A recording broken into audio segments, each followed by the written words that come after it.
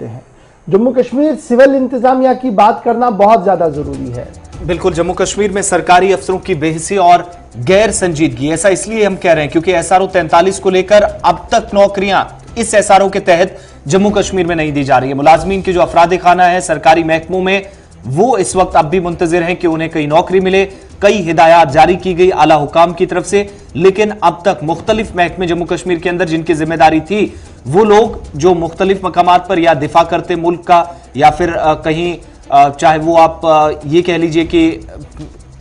मुल्क का दिफा करते करते जिनने अपनी जान गंवाई, कुर्बानियां दी, उन लोगों के अहले खाना बिलखुसूस वो इस वक्त इंतजार कर रहे हैं क्योंकि उन्हें SRO 4300 के उनके किसी फैमिली मेंबर को जो नौकरी दी जानी थी जम्मू कश्मीर के अंदर, वो इस SRO के तहत अब तक अमल दरामद नहीं हो पाया है, जिसको लेकर जम्मू कश्मीर इंतजामिया में जो मुतअद्दिद हिदायत मुख्तलिफ अफसरान की तरफ से चीफ सेक्रेटरी से लेकर सेक्रेटरीज तक दी गई, वो अब तक अमल दरामद ना करने पर सवाल उठाए जा रहे हैं। SRO 43 को लेकर लगातार सवाल उठ रहे हैं और जनरल एडमिनिस्ट्रेटिव डिपार्टमेंट की कारकर्दगी पर बहुत बड़े सवाल उठ रहे हैं। चीफ सेक्रेटरी BVR सुब्रमण्यम की सदारत में मुनक्किदा मीटिंग के अहकामात को भी नजरअंदाज किया जा रहा है एडमिनिस्ट्रेटिव सेक्रेटरीज की तरफ से। यह बात हम इसलिए बता रहे हैं क्योंकि SRO 43 जिसे सन 1994 में उस वक्त सामने रखा गया था और अमेंड किया गया था कानून को सिर्फ इसलिए ताकि हमदर्दी और इंसानियत की बुनियादों पर नौकरी दी जाए उस घर का जिसका कफील हलाक हो, चाहे वो मिलिटेंसी के मामले के अंदर हो या किसी और वजह से उसकी मौत हो, और सरकार चाहे तो उसे नौकरी दे सकती थी SRO 43 के तहत। बहुत सारे केसेस SRO 43 के हुए हैं, लेकिन पिछले 3 साल के दौरान SRO 43 के केसेस पर सुस्त रफ्तारी के साथ काम किया जा रहा है और यह मामला खुद नोटिस में लिया चीफ सेक्रेटरी BVR सुब्रमण्यम ने, जिन्होंने मीटिंग भी की और जिसके बाद यह फैसला लिया गया कि अगर किसी महकमे के पास दर्जे 4, क्योंकि इसमें कोई बड़ी नौकरी नहीं देनी है, क्लास 4 नौकरी देनी है और दर्जे 4 की नौकरी नहीं है, तो वो मामला जो है वो एडमिनिस्ट्रेटिव सेक्रेटरी को भेजेगा, GAD को भेजेगा और GAD की तरफ से बाज़ाब्ता तौर पर यह फैसला लिया गया था। सभी एडमिनिस्ट्रेटिव सेक्रेटरी से कहा गया था कि आपके पास जितनी भी खाली असामियां हैं उसमें से 10% कोटा को खाली रखा जाए। आपने जो भी उसके बाद बचता है 90% जो बचता है उसमें आपने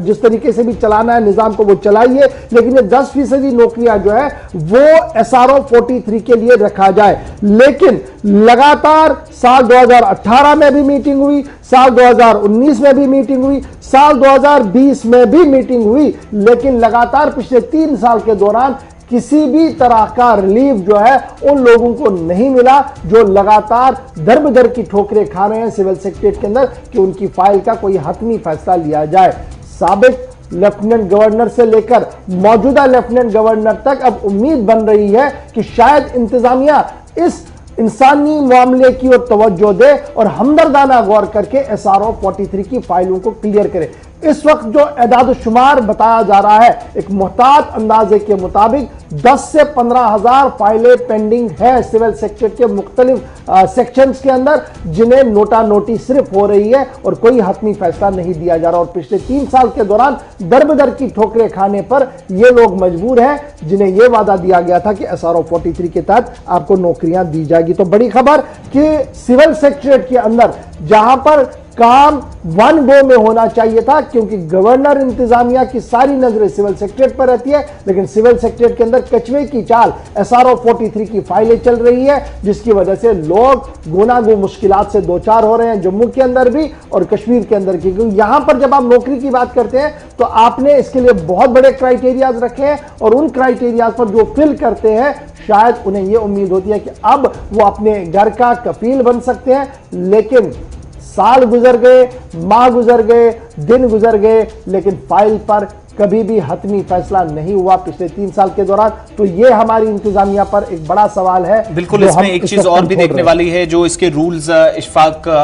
वो कुछ 94 के बाद जब रूल फ्रेम किए गए तो ये भी बताती हैं कि वो लोग जो मिलिटेंसी रिलेटेड एक्शन में बॉर्डर या सरहदी इलाकों के अंदर किसी तरह की भी कार्रवाई में अगर उनकी मौत हुई है, फायरिंग हुई, शेलिंग हुई या किसी इस तरह की कार्रवाई जहां पर कोई मिलिटेंटों का हमला था, किसी तरह की इस तरह के इंसिडेंट में उनकी जान गई, उनके किसी रिश्तेदार को या किसी फैमिली मेंबर, खासतौर से जो फैमिली मेंबर हैं उनको नौकरी दी जानी चाहिए एसआरओ के तहत। और अच्छी चीज ये थी कि जनरल एडमिनिस्ट्रेशन डिपार्टमेंट के पास एक तरह की खुद मुख्तारी थी या एक आजादी थी कि वो किसी 4th क्लास यानी नॉन गेजेटेड पोस्ट हो वो इन्हें दी जा सकती थी, और अगर उसके पास नहीं हो तो वो उस डिपार्टमेंट को रेफर करता है जिसके पास पोस्ट अवेलेबल हो। लेकिन इतने डिपार्टमेंट्स को रेफर करने के बावजूद भी, खुद चीफ सेक्रेटरी की हिदायत के बावजूद भी जब अमल दरामद नहीं हुआ, तो एक चीज तो यहां पर वाज़ेह हो जाती है कि जहां पर नौकरियों का मामला जम्मू कश्मीर में आता, अगर किसी ऐसे शख्स के लिए जो इस वक्त मजबूर है, जिसको घर का गुजारा करने में मुश्किल हो रही है, या उसका घर का जो सबसे बड़ा मेंबर था